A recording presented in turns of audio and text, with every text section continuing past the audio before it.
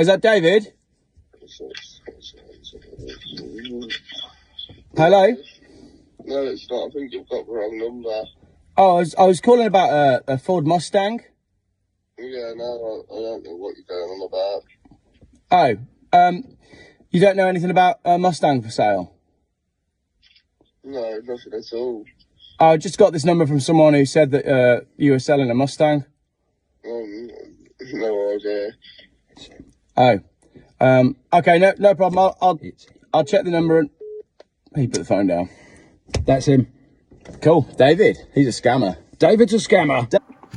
There you go. See, I'm rolling and ready already. Are you gonna? I've got plenty of different things you can balance that one if you want. I've got a mug here. There's a mug. That'll probably be all right. Is it going to stay there?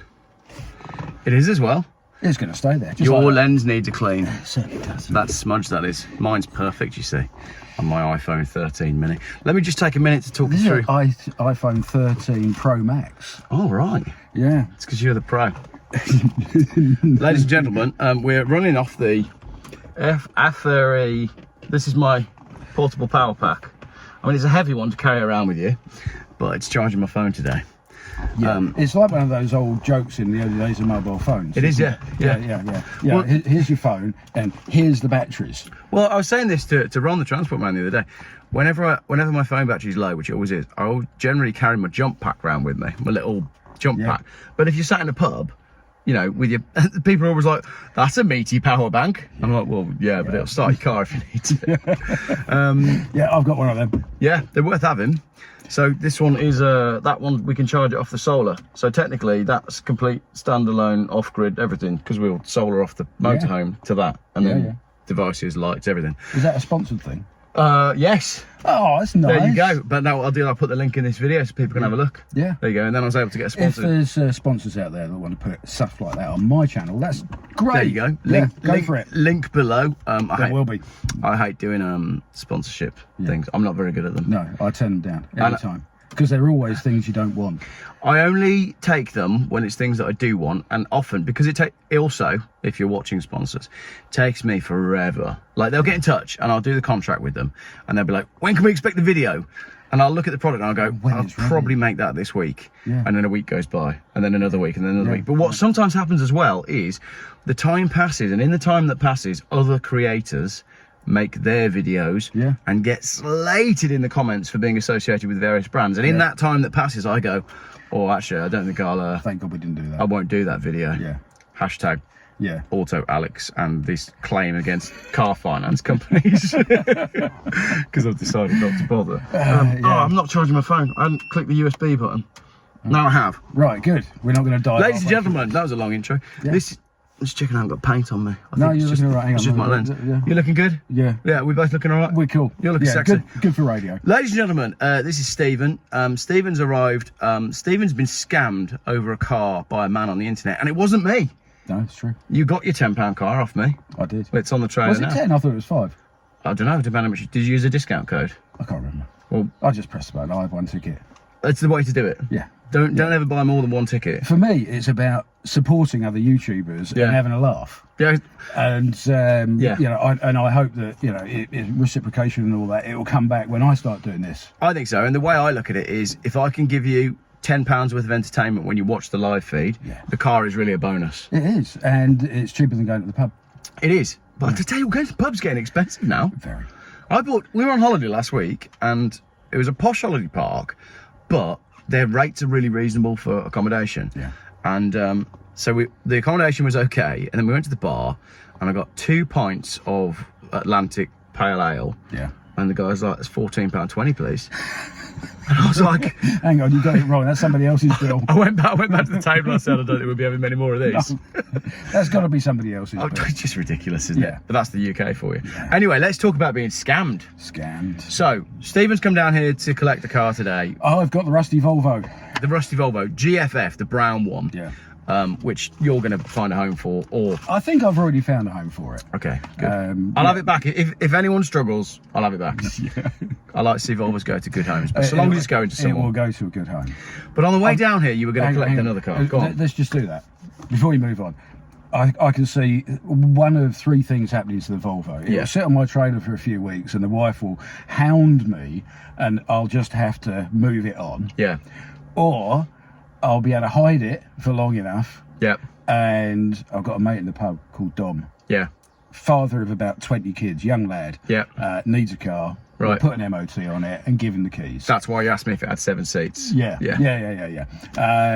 Or there's just a chance it might go wild if I get the time and the money, and it will get jacked up and put on a different chassis with some big wheels and a roof rack and be overlanding Volvo. You've AI generated that as well. I did. I'm going to drop the photo. I'll edit this video. Yeah. Yeah, I can be bothered. You're actually going to edit it? Yeah, I'm going to edit this one. Good. So I'll put the photos in here. Look, this is what it might look like. So that's the Volvo. Yeah, that's the Talk Volvo. to me about your Ford Mustang. Oh, well, everyone's got the car that they really, really, really want. Yeah. Ever since you're a kid, right? So since I was 5 years old, I've wanted a Ford Mustang. Yeah. And I've really wanted one that was built in the year I was born. Which Right. was 65. Yeah. Right. 65 notchback Mustang. Don't really care what engine's in it. If I get one, it's almost certainly going to end up a bit of a resto mod. Yeah. It won't be original. It will. You've seen the Hoonigan. Yeah. Mustang, 4-wheel drive, silly V8 exhaust out the bonnet. That must be about a 65. That then. was a 65 notchback Mustang. Yeah. Yeah. I don't think it'll be as wild as that. Yeah, well. But it's that kind of thing, and I love building those things. Yeah. It's what I've done all my life, is build that kind of mad car. I'm going to put in here a photo of your Range Rover. Oh, yeah. L322, which is just cool as. Yeah. Do. The Range Rover has been around for a long time. Yeah. It keeps on getting modified and broken and then remended and modified and strengthened. Well, we will go off-roading with it at some point. Yeah, We've definitely. got to make that happen. Yeah, Geoff and I started this conversation a few months ago when we were talking about challenging your XC against my stock Range Rover. Yeah. The idea was, can an old 4-wheel drive Volvo keep up with a standard, almost as old Range Rover? And at the time, my Volvo wasn't ready, didn't have an MOT. Then I bought another one that's not ready and didn't have an MOT. Then I finally got one with a manual gearbox and working 4-wheel drive, and now it's got an MOT, but it's still not ready because it's in pieces down at Luke's garage. Yeah.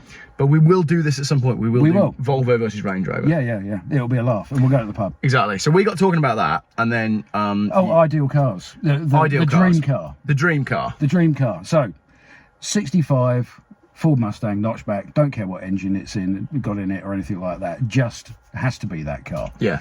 And I've got to that time in my life, I'm 60. Yeah. Right, and I've kind of retired. I only mess around with cars now. Yeah. I don't do it full time. So I thought now's the time to get that Mustang, and I started looking and found one, Facebook Marketplace. Yeah. Right. Yeah, there's lots out there. Prices start about 8,000, and they just work their way up into the triple figures, hundreds of thousands. But I didn't want a really posh one. I wanted one. Yeah, what's happened? I don't know. I didn't want a really posh one. Yeah, it's talking to us. Yeah. I wanted one which just had a good body. Yeah. A good solid body with all the trim on it and glass and everything else, and then I could do what I wanted underneath it. Yeah. And I found one.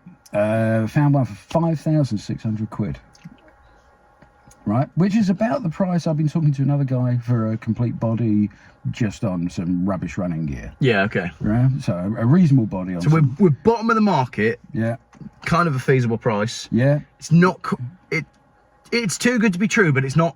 It's not £2,000. It's worth investigating. Exactly. Yeah. So one of those days you're out on the road, you're doing a dozen other things, and I'm messaging the guy, and he says, "Here's my number, phone me."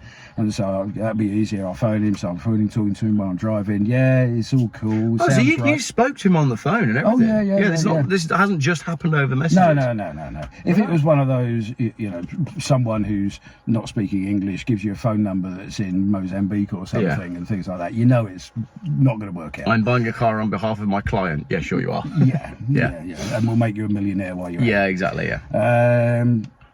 So it sounds fairly legit then. Yeah, and he was clear. You look at his marketplace seller's profile and his profile. He's got friends. He's had a account for a long time. He's got recent posts on it. It all looks good. Yeah. Right. So and he's saying, but my phones just won't stop ringing. Yeah. with people inquiring about it. I said, look, save you the trouble, send me some bank details, I'll send you a deposit. Yeah. And then I'll come and pick it up in a week. And if it's not what I want, Yeah. you can keep the deposit. If it is what I want, I'll pay you the rest. Yeah. Right? Seemed a reasonable way of dealing with it. Operating as a reasonable human being with a reasonable level of trust, because you operate in a way, I operate that way. I try to be half decent, so therefore everybody else must also try to be half decent, and they don't. But it sometimes catches you out if you're a good, especially if you're doing lots of other things and you're busy and you don't check everything to the ninth. That's right. You just go, yeah, this will be fine, that'll be okay, I'm an optimist, it'll be sweet. Yeah. Send the money over. Yeah. Which is what I did. Yeah. And he went by his word. He sent me an email with a receipt, with all the details of the car and everything. Sent me over a picture of his driving license or his passport. Can't remember which one. Passport. Right. So yeah, it's getting more legitimate, and he's doing this after I paid him the deposit. Yeah. So I'm thinking, well, if he's still communicating with me after he's paid the deposit. Yeah, if I was scamming him, it'd be like, I've taken the money, now I've just blacked you. Block and delete, yeah. But that hadn't happened. That hadn't happened. And for 2 or 3, 4 days afterwards, he's still communicating with me. And then yesterday, I thought I'll do a bit of a sanity check. I want to do some research on the car before I get there, just check its history and when it was imported and things like that. And so I just phoned him up and I said, can you just take a picture of the V5 with the VIN number on it so that I can check the history? And he said, yeah, no problem, I'll do that right now. And that's the last conversation I had with him. Right. About 24 hours ago. And I was supposed to be picking it up today. So as we discussed briefly at the motorhome, if he's just come out of hospital having had a terrible accident and lost his phone, and he's unable to contact you or have anyone else contact you, and it is all a big misunderstanding, then we apologise for slandering you on YouTube. Yes, well, we haven't mentioned his name or his phone number. Not looking that likely. But we've got his name, we've got his Facebook profile, we've got his phone number, we've got his email address, we've got his bank details. I think, and I know where he lives, or he's given me an address, and the address actually lines up with his Facebook profile and everything else. Yeah. So it kind of feels legitimate, even though he's disappeared. So it's either and again, I think this is how we get sucked in, because I've had this happen over a couple of things recently, which I'm not going to go into detail on this video, but I'm quite good at sniffing out what seems like a scam. Yeah. But the scammers seem to be getting a bit better with how they do it. You could say, oh, the red flag should have been the price, but then it was close enough. It's close, but also the speaking on the phone, sending the ID, the addresses tallying up. You know, I don't think people in the comments can be like, oh, you're an idiot, you never should have sent the money for that car, it was so obvious, because I don't think it really was. It wasn't. Let us know in the comments if you've been scammed. But there's a simple check we could do. Yeah. Do you want to phone him? I think we should do it. Yeah. I'll need to find his number. Find his number, and we'll phone him right now. Yeah. Do it on a. Is it worth doing it on a call withheld, or are you just going to try him again? No, you try him on your phone. All right. You try him on your phone. You film it, and I'll phone him. You ready? Because I'm filming on mine. Hang on, ladies and gentlemen. And we need to write this number down. All right. So we can do this. All right. Right. So we're going to phone him. We're dialing. David, you better pick up.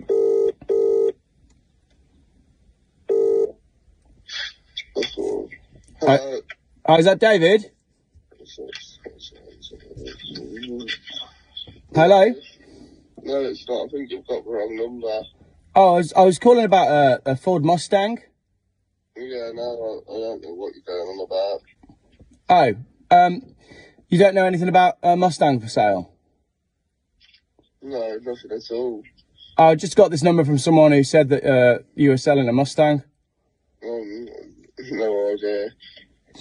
Oh, okay, no problem. I'll check the number and he put the phone down. That's him. Cool, David. He's a scammer. David's a scammer. David's a scammer. Right. Okay. I want everyone to phone him. If you go and look up on Facebook Marketplace, 1966 Ford Mustang. It's a blue one with stripes across the bonnet. You can send me a picture of it, screen grab it, and I'll edit it. I'm looking at your camera. We can edit it in. Yeah, we can do that. So it's a 66 Mustang in blue with stripes over the bonnet. It's got a UK registration. He's in Taunton. His name is David Creek.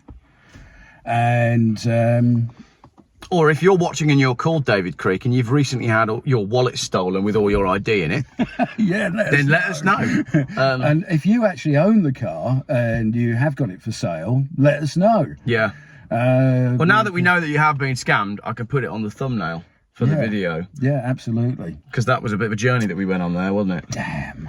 I had high hopes that David had just had a terrible accident. Well, when he answered the phone sounding like that, I thought, oh, he's in hospital. Complete denial. He's not David, and he doesn't know anything about a Mustang, but you couldn't mistake that voice. No. Right, there you go, ladies and gentlemen. To catch a scammer. I'm looking forward to the comments on this. It's going to be interesting, isn't it? Because I suspect as well, and... we ought to put like a screen grab of his marketplace listing in. Yeah, we'll do that. We'll do that. So people don't get caught out as well. Don't get caught out as well. And if I put the name and the registration in the description of the video, then it means if anyone Googles that number plate, then it will come up. Because Google prioritises video. So if a number plate, that's how I found my, my little truck I've got, the little Austin truck. But when you Google the number plate, Google found it on a barn find video from 10 years ago. So that's how I knew a little bit of the history of the truck, so I'll do that. But also, if you have been scammed in the comments, let us know what happened, and no judgment here, because we've both fallen for it, and we're car guys that do this and still get caught. Like to think that we can sniff it out, but clearly we couldn't on that one. Yeah. So, and if you recognise his voice and you know David, then drop us a line. Well, he's certainly not expecting to be featured on a Saturday night YouTube video. He's not, is he? But he's going to be. Yeah. How many views have you got? How many subscribers? 165,000 now. Okay, well, I've got 300 to add to that. Yeah, okay, brilliant. So, I've got a new YouTube channel, which I only started in January. Plug away. Yeah, thank you. I've got a new YouTube channel. I only started it in January, and I mess around with Range Rovers mainly. Yeah. Yeah. Another picture here of your L322 with what I would refer to as road opening front and rear end. You can ram anything with them. My wife calls it the apocalypse car. Yeah, perfect. And she loves driving it because no one gets in her way. So that's the straight six diesel. Yeah. That's allegedly the most reliable of the bunch, isn't it? Yeah, totally. Yeah. That car's done 260,000 miles. Love it. And it's 22 years old. Brilliant. But it is a bit of a triggers broom. Okay, so if you like Range Rovers, what's your channel called? Steve Steele. Steve's Steel. Head over to Steve Steel. Hopefully the Volvo is going to a good home. Yeah. It will be, whatever happens. The thing is, all these Volvos, they're like homing pigeons. They all end up back with me at some point anyway. They just do. They just do. It's like the Range Rovers. They all come back to me at some point. Yeah, exactly. Yeah, you do one up, you sell it, and, sometime later they phone you up and say, it's time to this is the thing as well. They're like, if you operate in a way that you're a relatively all right person and you sell a car with full disclosure, you go, oh, if ever you want to get rid of it, give me a call back. Yeah, please do. Or if you've got any problems. And I get those phone calls. Yeah, absolutely. Although I normally talk them out of selling it back to me, because they phone up and say, oh, it's got a little niggling problem. I tell them how to fix it, and then they don't sell it to me. Yeah, fair enough. I should say, oh, God, that's terrible. Oh, I'm afraid that's going to be a write-off. Oh, I can only give you £300 for it. Yeah, scrap value, I'm afraid. Yeah, absolutely. Yeah, if that's gone. Yeah. And you're already buying the part on eBay for 10 quid. Yeah. I've got one in the shed. You don't operate that sort of way. I don't. No. I mean, there's a conversation I have with all my mates in the pub, and all their broken cars, because everyone has a broken car, and and at this point I don't disclose. You can look it up, I suppose. Local garages to me, I won't name them, but all my mates in the pub have taken all their cars to the local garages, and every one of them has been ripped off. Yeah. And you take a car into a garage and they say, oh, needs 4 new injectors, that's £1,300 for the parts and £2,000 to fit them. Yeah. And I get my head under the bonnet and I fix it for a fuel filter. Yeah. The problem I've got is the mechanic that I use now is so good that he doesn't have a sign outside. He has never advertised. And if I tell you where he is and what his name is, then you'll start using him, and then I won't be able to get my cars in with him. So I'm not going to tell anyone who he is, and he doesn't want to be on camera because he doesn't want any more work because he's good. And you can tell people how not to get scammed, but really it comes down to getting your hands dirty and understanding a bit about cars yourself. Oh, it does. And kids today don't know. No, they don't. We've finished the video now, so this is just like spitball at the end. But well, you could do one of those. Right, let's wrap it. Well, this is just a general chat at the end. We'll come back and carry on. Van life, right? Yeah. There's loads of forums for van life. People talking about living in vans and doing vans and all that stuff. And there's loads of people going on there asking questions about stuff. Yeah. And I am staggered at just how basic some of these questions are. And I'm like, look for yourself. Yeah, learn something. Learn something. Try and do it yourself. Yeah. Oh, how do I do this? How do I do that? Go outside, get some tools, and have a go. Yeah. And then come and ask. Or go on YouTube. There's so many tutorials on YouTube. Just go open the bonnet and familiarise yourself with what's underneath there. Yeah. Get the book out if you have to. It will say oil goes here and water goes here. Yeah. And, just start with those basics. If you're not sure if it's sounding right, go and find another one that's the same. Yeah. And listen to it. I think all those sorts of things. Yeah, and particularly on the van life stuff, because as I said, since I've been doing my motorhome, I have been keeping an eye on the van life groups, and I think so many of them, they like the idea of owning a motorhome. And if you like the idea of owning a motorhome, like you said, you probably need a basic knowledge of where stuff is under the bonnet. You need to understand how your water system works. You should probably know how your electrics work, how stuff's laid out, how the structure of your floor and your walls and everything work. And then if ever there's a problem, you will have a basic understanding as to how to fix it. And that's what I like about, yes, I've stripped it back to the chassis, but I'm putting in everything that's going back in, which means in theory, I'm going to know how it all works. Yeah. Which is great for something goes wrong, which means I'm not going to be on a campsite going, oh, could anyone tell me how the such and such gas connects to the what's it? Because my thingy stopped working. But if you'd installed it yourself, then you'd know. You'd know. Exactly. Rant over. Yeah, that's a good rant. Yeah. Yeah. All right. I think that's the end of the video. That'll do. Yeah. Cheers, Geoff. What are you doing tonight? It's a Friday night. I might go to the pub. I might go to the pub as well. To buy a Volvo. Yeah. Never buy a Volvo. No, there you go. That's the conclusion to the video. You're better off buying a car from a man in a pub than you are on Facebook Marketplace. Any day. Any day. I mean, I've watched your videos where you're sat in a pub. In fact, one of my favourite all-time videos of yours is the one where you drove to Suffolk with Ian. With Ian. When we broke down. Yeah, and like the whole last hour of that video is like sitting on the edge of your seat, waiting for the car to finally brake. It was, if you're not familiar with it, then I do think it's one of my finest videos. It's very funny because it was totally, you can't fake that. No. So then you bought a Rover coupe from the pub, drove home in that. You did. Yeah, and the Volvo got recovered, and then got scrapped. Yeah, and that's what happens when you buy a car from Birmingham. Poor Volvo. Your phone's giving up. My wife's going to be nagging me to go help with the motorhome. So, ladies and gentlemen, that's the end of the video. Make sure you're subscribed over here to Steve Steele. That's me. With me, unsubscribe and then resubscribe, because a lot of people are telling me that they've been unsubscribed. I haven't unsubscribed you. Someone else. Yeah. It's because I talk about subjects that matter, I think. Yeah. So there you go. Right, enjoy the rest of your Saturday night, because I think this is going to be about 8 o'clock Saturday evening that this has gone out. What day is it tonight? It's Friday, so we'll go out tomorrow. Cool. Lovely. Thank you very much, everybody, for watching. If you want to see a challenge where Steve uses a Range Rover and I use a Volvo, and we see who can get the furthest up a steep hill or through some mud, maybe across a river, shortcut across a field to the pub. Did you see the other day that a lorry crashed into a canal? No. Happened yesterday. No. There's a challenge in there. I've always jump in the canal. Yeah. If you want to see a canal, because my friend Phil was talking about this the other day. He wants to jump a car. Yes. So we're trying to work out how to do it, and I think jumping over a canal's probably got to be the best way to do it. Have enough speed for a start. Yeah. Yeah. All right. So all of this is coming up on both channels. Thank you very much for watching. Enjoy your Saturday evening. Bye.